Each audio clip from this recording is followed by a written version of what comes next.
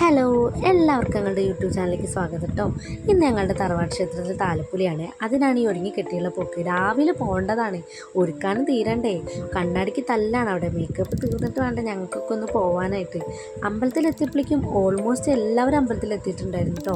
പിന്നെ ഞങ്ങളുടെ തറവാട്ടുകാർ മാത്രം കൂടുന്നേ ഉണ്ടായിരുന്നുള്ളൂ, പുറമേ നിന്ന് ആരും വരില്ല.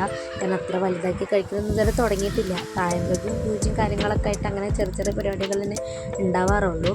പിന്നെ ഞങ്ങൾ ചായ കുടിക്കാൻ പോയി. റവപ്പുമാവായിരുന്നു.